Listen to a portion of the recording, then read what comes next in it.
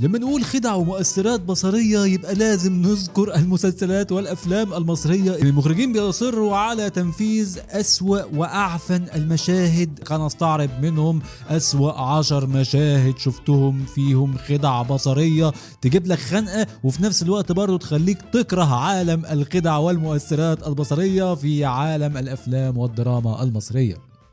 ومساء الفل عليكم. تعالالي بقى، تعالالي يا حلو يا طعم في عالم المؤثرات والخدع البصرية اللي تجي عينك توجعك، عينك هتوجعك من اللي هتشوفه النهارده. في المركز العاشر معانا واغرب مشهد عن السحر والشعوذة. شبابي وشعري ونظري هيرجعوا لي تاني.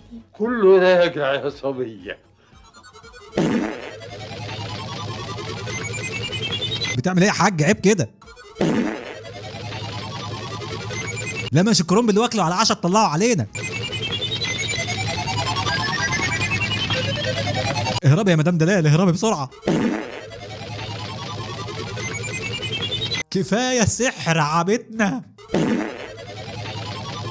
حقيقي وصمة عار في عالم السحر والسحرة. وفي المركز التاسع معانا أغبى مشهد ضرب نار في التاريخ. مش أنا اللي هتكلم، ده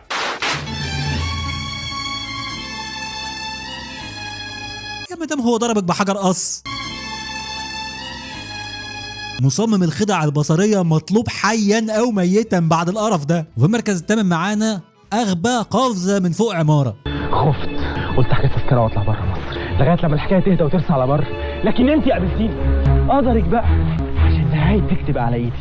بس انا حبيتك قوي، كنت مستعد اموت في اي ثانيه عشانك. كفاية هز كاميرا، أنا دماغي صدعت. بس الحسنه الوحيده ان دي اخر حاجه بشوفها.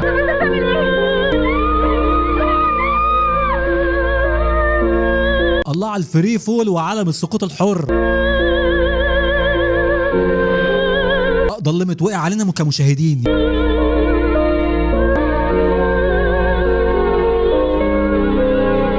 الفيلم ده فيلم حديث، المفروض نشوف حاجة أنضف من كده.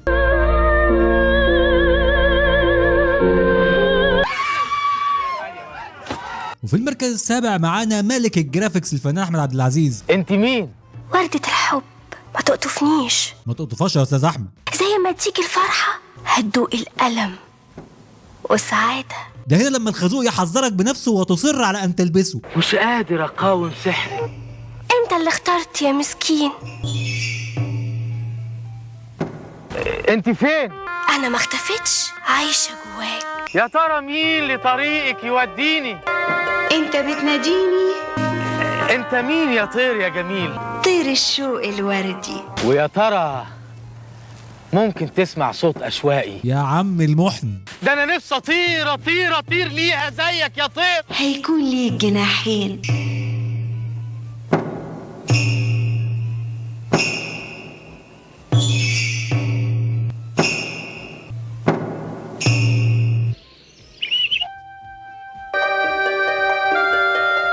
المنظر ده بيفكرني بالرسائل اللي بتيجي بتاع الجمعة مباركة.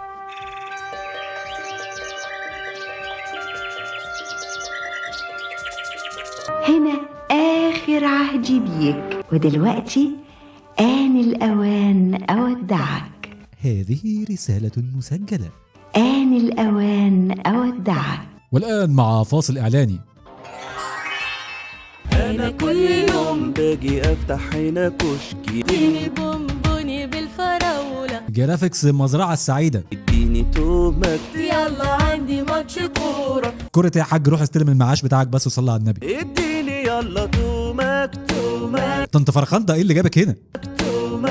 أول ما بصحى أفكر في ده تومة. ودنا يا حبيبي. أول ما بصحى أفكر في ده تومة. جربت كل نوع بونبوني، هي تومك ما في زيه تاني. والله عيب على شبتك يا حاج. بونبوني خوف فراولة موز ده تومك. بونبوناية تومك الشقية، طعم يخبطك باللوكمية. وبفكركم مش اكتر، اللي يحب يشترك معانا في القناه يشترك تحت ويكتب لي في الكومنتات ان هو اشترك كده عشان ايه امسي عليه. وفي المركز السادس معانا اعفن مشهد جرافيكس في فيلم رعب شفته في حياتي. يا لولا خلصي بقى، يلا الشاي هيبرد. يا رب الشاي يدلق عليكي. يلا يا لولا.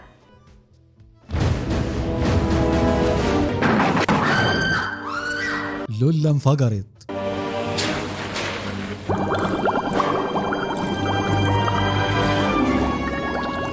ايه القرف ده؟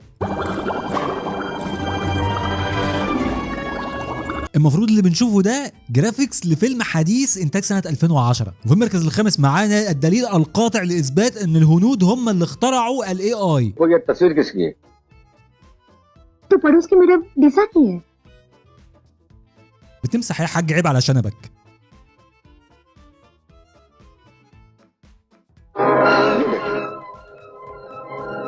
يا راجل اصلا بقى،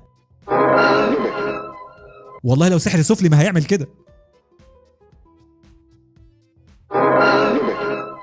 في المركز الرابع معانا اكتر مشهد مشهور عن اللو بادجت في عالم الخدع البصريه. ناهد ومحرم سافروا اخيرا باريس عشان يتفسحوا ويقضوا شهر العسل هناك. بيقضوا شهر العسل على الكرومه. بعتوا لي كارت من هناك بيقولوا لي فيه يا ريتك كنت معانا.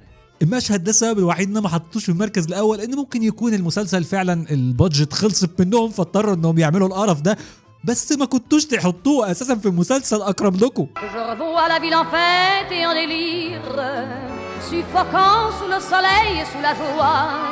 وفي المركز الثالث معانا المشهد الذي ابكى الدك ممدوح نصر الله ومروان سري وجميع مشجعين ارسنال في كل العالم.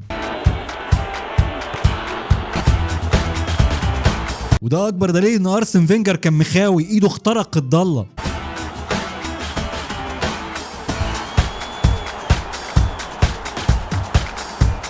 لا ومبدل سمير نصر ومنزل ضله، موضوع مريب. يا نهار اسود، مدبسينه 14 رقم تيري اونري. Sorry, I didn't understand what you're saying.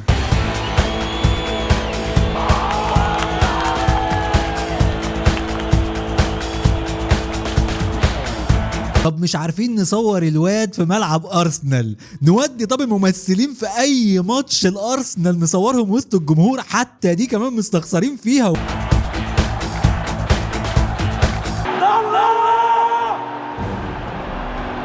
يخي على دي جرافيكس. يلا داخل يشوط ضربة الجزاء وداخل وبيعدل وبينفخ وهوبا ملعب الارسنال يعني بينفجر من القرف اللي حصل ده.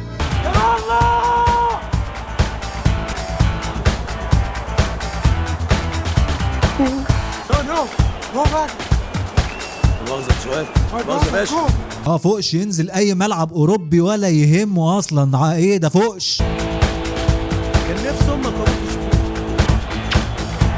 تقريبا المشهد ده السبب ان ارسنال ما خدش الدوري لغايه دلوقتي، لان تقريبا من ساعه وقت اللعيبه دي وارسنال حاله لا يسر عدو ولا حبيب. وفي المركز الثاني معانا نقفز الى عالم جرافيكس البحار. اهلا وسهلا بامراء البحار.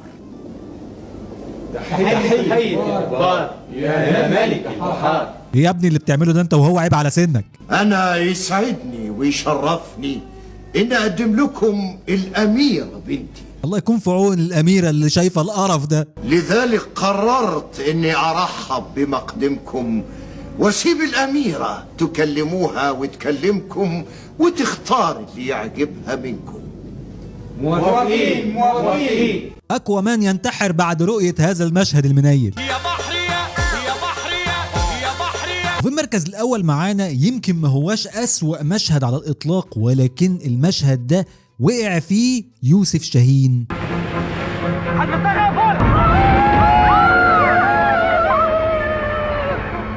انا شفت المشهد ده فين قبل كده؟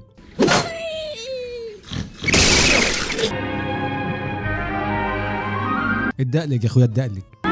كل واحد يعمل اللي هو عايزه. ايوه معنى المشهد ده ايه؟ انا عايز افهم تكمله المشهد ده ايه؟ يعني المشهد الاولاني بتاع ماشي فاهمينها، ايه ده؟ يعني مشهد ليوسف شاهين ما بيخدمش الدراما وطالع وحش. المشهد ده في فيلم في 2001. ولو ما شفتش الجزء الخامس من أسوأ مشاهد في تاريخ المسلسلات المصريه هسيبهولك هنا دلوقتي، ادخل شوفه حالا، في مشاهد قمه في المسخره والهبل اللي ممكن تشوفه. واشوفكم على خير في فيديو جديد قريب. سلام عليكم.